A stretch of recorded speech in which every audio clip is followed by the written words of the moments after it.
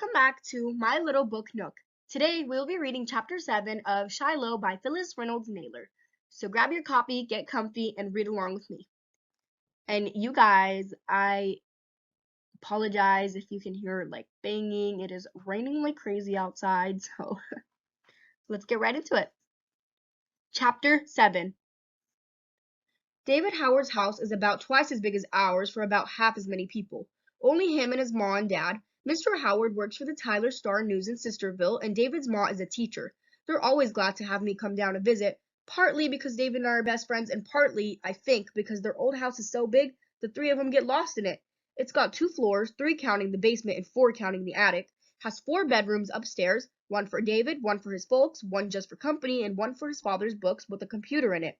Downstairs, there's a big kitchen, a dining room with a fancy light hanging over the table, a parlor, and a side room with lots of windows just for plants, plus a porch that runs along 3 sides of the house.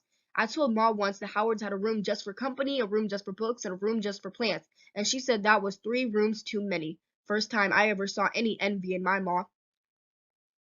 David says the house used to belong to his great-granddaddy, so I figure it'll get to be David's someday. Like maybe our little house in the hill and meadow in the far world, the woods will belong to me in Shiloh, except I'd probably have to share it with Dare, Lynn, and Becky, and whoever they marry. Not a whole lot of people for 4 rooms.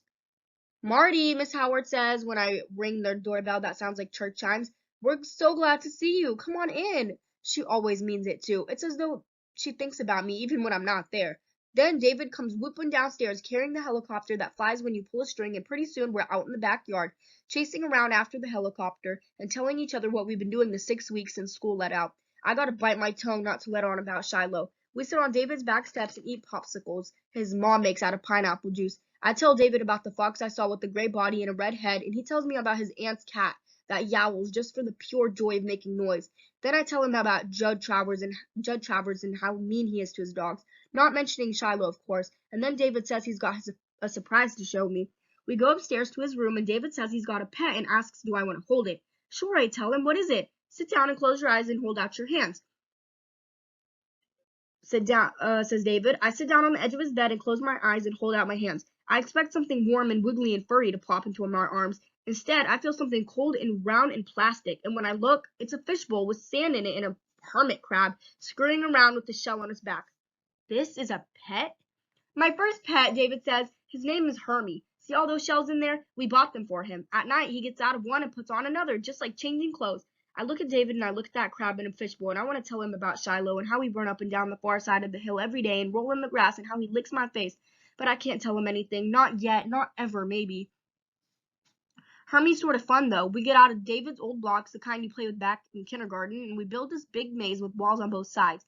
And then we put Hermie in it. He skids along the maze, looking which way to go, and we laugh when he gets himself in a dead end. I guess any kind of pet's okay once you get used to it, but I wouldn't trade Shiloh for all the hermit crabs in the world. When can I come up to your house? David asked me when we put the blocks away.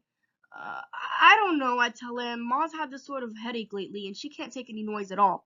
Boy, I am sure asking for trouble with that one. We could stay out on that big hill, David suggests, chase around in that field, play lookout. I don't think we ought to till she's feeling better, I say. I'll let you know, but I can come down here again next week, maybe. I tell Miss Howard that I gotta be home by late afternoon to help out, and she says surely I can stay for lunch, which is what I was hoping. I sit down at the table with placemats, which are little doll-sized tablecloths, one under each plate. Miss Howard's made us each a chicken salad sandwich with lettuce and tomato and toothpicks with olives on top to hold it all together.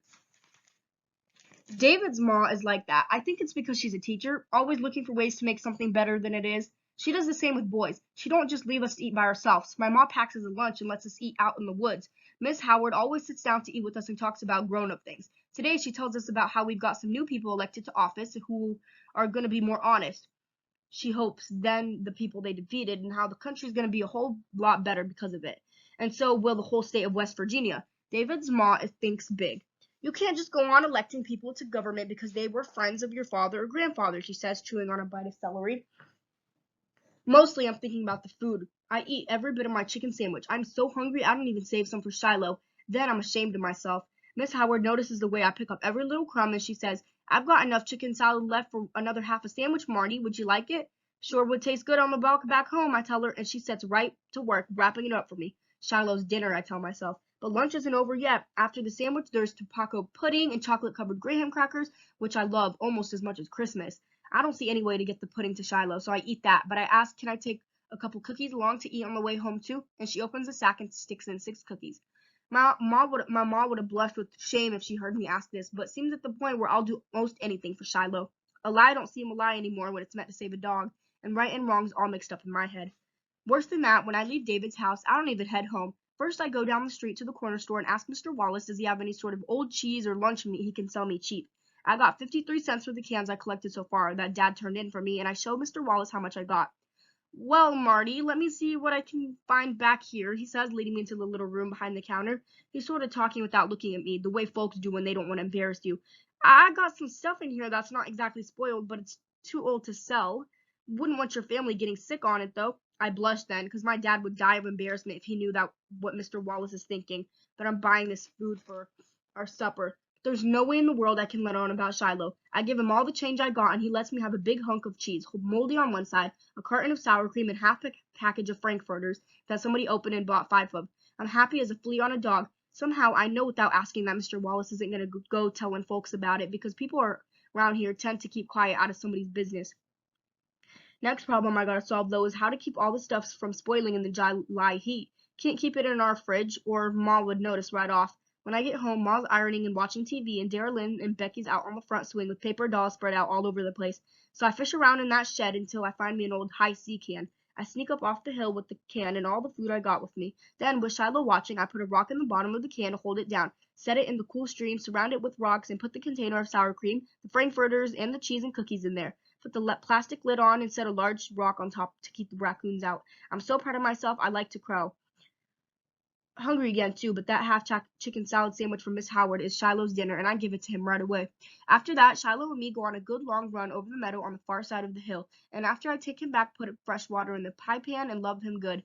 I start down the hill. Halfway to the bottom, here comes Darylyn. What you doing up here? I ask her, heart starting to thump. Just wanted to see what you're doing, she complains. You go off up here every day almost. You leave Becky by herself when Ma's ironing? Becky's okay, she turns and follows me back down the hill. Shiloh, up in the pen, don't make a sound. That's how smart of a dog he is.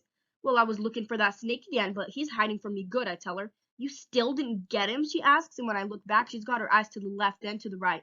You didn't even take your snake stick, she says. She's a smart one, too. Got me a stick back up on the hill, I tell her. How many snakes you figure are up there, Marty? About 29 that you can see. Baby snakes all over the place, though, hiding, growing into big ones all the time. Darylyn's walking faster now, hurrying to get on by me, watching every place she sets her foot.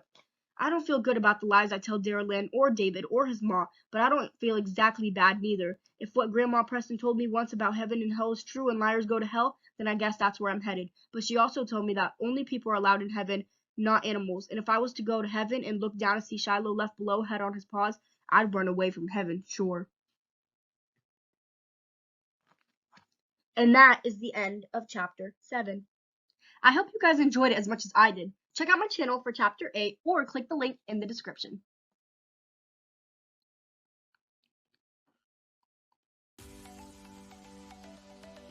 But anyways, that's all for today, guys. Thank you so much for watching this video. I hope you enjoyed it. If you did, make sure to hit that like button and subscribe to my channel. And don't forget to hit that bell button so you can get notifications when I upload new videos just like this one. Thank you so much for watching, and as always, happy reading. Bye, guys!